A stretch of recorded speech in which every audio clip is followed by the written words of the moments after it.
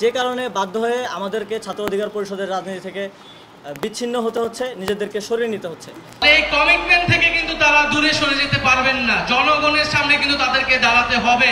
তাকে আমরা আমন্ত্রণ জানিয়ে, আহ্বান জানিয়ে, কেউ খাবে তো কেউ খাবে না, তা হবে না, তা হবে না ভাবি।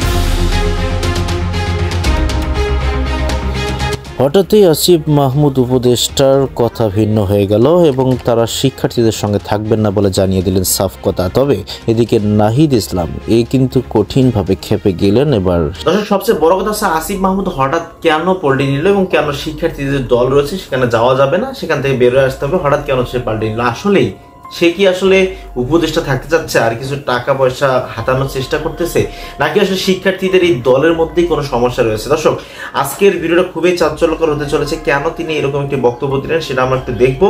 না টেনে সম্পূর্ণ ভিডিওটা আপনার দেখতে হবে। আপনাদের মূল্যবান সময় কোনোভাবে নষ্ট করতে চাই না। আমরা সরাসরি গুরুত্বপূর্ণ ভিডিওটি দেখে নেব যে কেন সার্জিস হাসনাতের এই দলের মধ্যে সে থাকতে চায় না, তার মনে হচ্ছে এই দলটি ভুয়া। দর্শক, চলুন আমরা ভিডিওটি দেখে নেব। শিক্ষার্থীদের প্রতি আমাদের যে প্রতিশ্রুতি ছিল সেই প্রতিশ্রুতি রক্ষা করা ছাত্র অধিকার পরিষদের থেকে আর সম্ভব না। আমরা অন্তর্গতভাবে গত অভিযোগের আগে প্রায় 10 দিনের মতো আলোচনা করেছি, না পেয়ে কোনো সমাধান না পেয়ে আমরা প্রেস রিলিজ দিতে বাধ্য হয়েছি। প্রেস রিলিজ দেওয়ার পরও দীর্ঘ 2 সপ্তাহ আমরা অপেক্ষা করেছি, কিন্তু কেন্দ্রীয় পরিষদ এই বিষয়ে কোনো সিদ্ধান্ত নিতে অপারগতা প্রকাশ করেছে। যে কারণে বাধ্য হয়ে আমাদেরকে ছাত্র অধিকার পরিষদের রাজনীতি থেকে বিচ্ছিন্ন হতে হচ্ছে, নিজেদেরকে সরিয়ে নিতে হচ্ছে। এবং শিক্ষার্থীদের প্রতি আমাদের যে প্রতিশ্রুতি ছিল সেই প্রতিশ্রুতি রক্ষায় ভবিষ্যতে প্রয়োজন হলে আমরা আমাদের জায়গা থেকে কাজ করে যাব। এবং অনেকে কালকে থেকে আমাদের সংবাদ সম্মেলন ঘোষণার পর থেকে শঙ্কা প্রকাশ করছে যে ক্যাম্পাসে ছাত্র নির্যাতন হলে ছাত্র নির্যাতন হলে আর কেউ কি দাঁড়াবে না? কারণ আমরাই গত 5 বছর ধরে দাঁড়িয়ে আসছিলাম।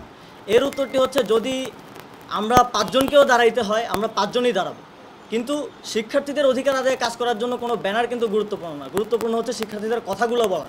আমার মনে হচ্ছে ছাত্র অধিকার পরিষদে থেকে আমরা শিক্ষার্থীদের কথাগুলো বলতে পারছি না। আমরা একটা দলীয় শৃঙ্খলের মধ্যে চলে যাচ্ছি, যে শৃঙ্খলটা চলে আসছে একটা জাতীয় দল থেকে।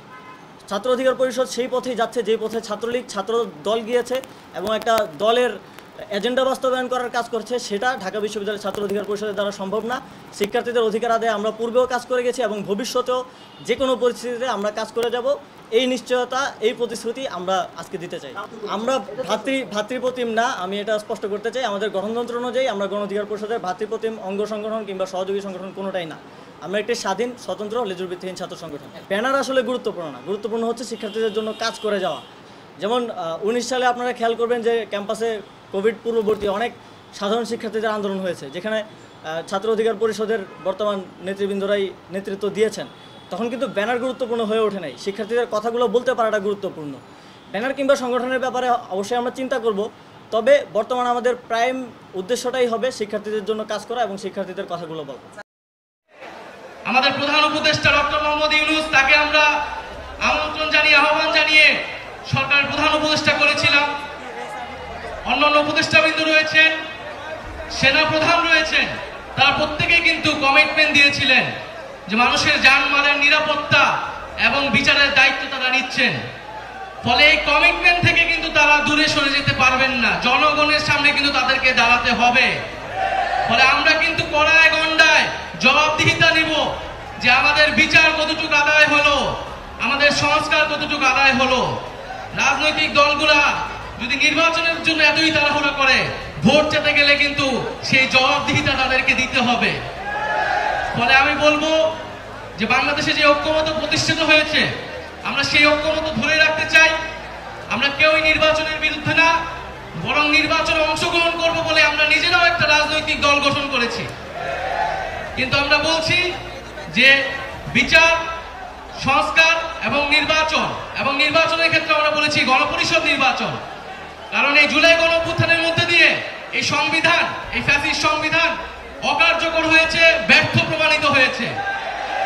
মানে জুলাই গণঅভ্যুত্থানকে একটি সাংবিধানিক স্বীকৃতি দিয়ে একটি নতুন একটি সংবিধান এই জাতিকে আমরা উপহার দিয়ে যাব ইনশাআল্লাহ। মানে আজকে আমি আর কথা বলাচ্ছি না, আমি রাজপথে এসেছি আপনাদের কথা শোনার জন্য, আপনাদের দাবিগুলো আদায় করার জন্য। আমাদের দেখা হবে, কথা হবে, আর আমরা সবাই যার যার জায়গা থেকে আইন শৃঙ্খলা বাহিনীকে সহায়তা করব।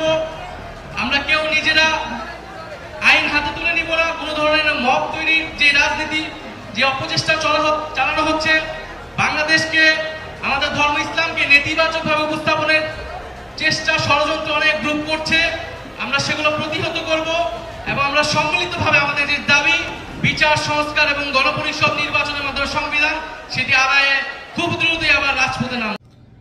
কেউ খাবে তো কেউ খাবে না, তা হবে না, তা হবে না। ভাবি খেলাটা খেললাম সবাই মিললে, ফলটা তোমরা একলা খাইয়া লাইছো, এই খেলা মানি না, আবুট খেলা হবে। আমি কি এখন ডায়লগটা ছাড়ছো না? কিতা করতাম ভাই, আর দি মানি না। ভাবির অভিযোগ হচ্ছে জুলাই আগস্ট অভ্যুত্থানে ভাবির কয়েকজন আত্মীয় স্বজন আছে, তারা বড় মানের সমন্বয়ক ছিল। কিন্তু সম্প্রতি ছাত্রদের যে জাতীয় নাগরিক পার্টি রাজনৈতিক দলটা তৈরি হয়েছে, এখানে এই পোলাপাইনটি ডাক পায় নাই, কারণ ভাবির আত্মীয় স্বজন সবাই বড় লোক, এরা প্রাইভেটের ছাত্র। তো ভাবির কাছে একটা পরামর্শ চাইছে, ভাবি কিতা করতাম?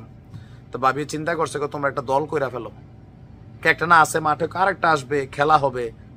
দর্শক, চাঞ্চল্যকর এবং ব্রেকিং নিউজ হচ্ছে, জুলাই আগস্টের রাজনৈতিক যে প্ল্যাটফর্ম ছিল, মানে আমরা এখন যেটা দেখছি জাতীয় নাগরিক পার্টি, আমি গেল 4 দিন আগে নিউজটা দিছিলাম, হালকা পাতলা ভবিষ্যৎ বানিয়ে পারি, তার মানে বোঝা গেছে ক্যালকুলেশন মিলে, তখনই বলছিলাম আরেকটা রাজনৈতিক দল মাঠে আসবে। ইভেন এইটাও এই সমন্বয়কদের মধ্যে আসবে, জাস্ট হচ্ছে সার্জিস, হাসনাত, নাহিদ, এই যে একটা টিম আছে, এদের বাহিরে সারা বাংলাদেশে যারা জুলাই আগস্ট অভ্যুত্থানকে বাস্তবায়ন করেছে, যাদের অনেকের নাম পরিচয় আমরা চিনি না, কিন্তু তারা অনেক কষ্ট করছে মাঠে ঘাটে, কিন্তু ফল খাওয়ার বেলায় এরা কিছুই পায় নাই। সার্জিস, হাসনাতরা কেউ কোটি কোটি টাকার মালিক হয়েছে অনেকে বলে, আর আমার মনে এত টাকা কই থেকে পাইবো পোলাপাইন মানুষ। যাই হোক, গণঅভ্যুত্থানের সক্রিয় অংশগ্রহণকারী তরুণদের নিয়ে আরেকটি রাজনৈতিক দল গঠনের ইঙ্গিত দিয়েছেন জাতীয় নাগরিক কমিটির সাবেক নেতা মোহাম্মদ হিজবুল্লাহ ওরফে আরিফিন। আজকে তার ফেসবুক আইডিতে দেওয়া এক পোস্টে তিনি বলছেন, গণঅভ্যুত্থানের সক্রিয় অংশগ্রহণকারী তরুণদের সাথে আলাপ, পরামর্শ এবং তাদের সম্মেলনে আমরা একটি রাজনৈতিক প্ল্যাটফর্ম গঠনের দিকে আগাচ্ছি ইনশাআল্লাহ। বিদ্যমান রাজনৈতিক সংস্কৃতির পরিবর্তন ও ধর্মীয় বিশ্বাস মূল্যবোধের ভিত্তিতে গঠিত এই বদ্বীপের সামাজিক চুক্তিসমূহের পুনর্বহাল হবে আমাদের রাজনৈতিক ভিত্তি। এই বদ্বীপের তহজিব তমুদ্দুনকে আঁকড়ে ধরেই আমরা নতুন রাজনীতি বিনিময় করব। শব্দ শুনে মনে হচ্ছে এটাও জামাতের ডি অথবা ই টিম নাকি, মানে এরকম শব্দ আমরা নতুন দেখছি। তার বক্তব্য যে আমাদের রাজনৈতিক সংস্কৃতিতে চাঁদাবাজি, দুর্নীতি এগুলো পুরান কথা, পরিবর্তন চান এটাও পুরান কথা, পেশি শক্তি নির্ভর রাজনৈতিক সংস্কৃতি পুরান কথা, যেখানে মানুষের গুরুত্ব এগুলো পুরান কথা। ভারতীয় আগ্রাসন এটা নতুন ট্রেন্ডে আছে, এটারও ব্যবহার করবেন। দুর্নীতির বিরুদ্ধে জিহাদ ঘোষণা এবং বদ্বীপের আদিবাসীদের অর্থনৈতিক আজাদি, শব্দগুলো শুনে মনে হচ্ছে কোনো না কোনো ইসলামিক ধারায় একটা গ্রুপ নতুনভাবে এখানে আত্মপ্রকাশ করতে চাচ্ছে। কিওয়ার্ডগুলো প্রত্যেকটাই খুবই কমন পরিচিত ইসলামিক ওয়ার্ড, যেগুলো আমরা জামাতের মধ্যে এতটা দেখি না, আরো অন্যান্যদের মধ্যে কিছু আছে, দলের নাম নিলাম না। এখন কি হবে? এই দলটা যদি মাঠে আসে, এটাকে অন্যান্য যে রাজনৈতিক দলগুলো আছে, জাতীয় নাগরিক পার্টির শক্তিকে শেষ করার জন্য এদেরকে কিন্তু ব্যাকগ্রাউন্ডে সাপোর্ট করবে। ইভেন ছাত্রদের মধ্যে বিভাজন ঘটবে। কোথায়? এই যে বৈষম্য বিরোধী সমন্বয়ক প্ল্যাটফর্ম এক্সিস্ট করে না, এই বক্তব্য, পাশাপাশি যারা বিভিন্ন জায়গায় কমিটিতে ঢুকতে পারে নাই, এরা সবাই ঢুকবে। কারণ কি, তুমি সমন্বয়ক, আমিও সমন্বয়ক, তোমার ডিবি হারুন পিটছে, আমার এলাকার পুলিশ পিটছে, আমি বাড়িতে ঘুমাইছি না, এতটুকুই। তুমি চট করে ক্ষমতায় যাইয়া এক ইফতার পার্টিতে তোমরা 50 লাখ খরচ করো, আমরা কি 5 টাকা খরচ করার এবিলিটি নাই? আমাদেরকে চেয়ারে বসাও, আমরাও খাইতে চাই। কি পাবলিকের ভালোবাসা খাইতে চাই, অন্য কিছু ভাইবেন না। জাতি হিসাবে আপনারা ক্লিয়ার হন। যাই হোক, তো নতুন পার্টিকে স্বাগত। আমরা মনে করি এরকম 2-4-10টা সমন্বয়কদের থেকে দল আসা দরকার, মানুষ যারে ভালোবাসে গণহারে ভোট দিবে।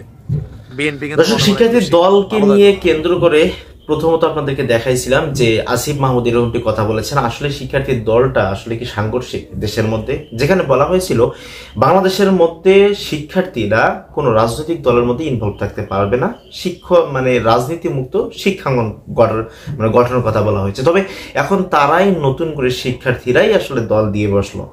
এই ঘটনাটা কিভাবে দেখছেন?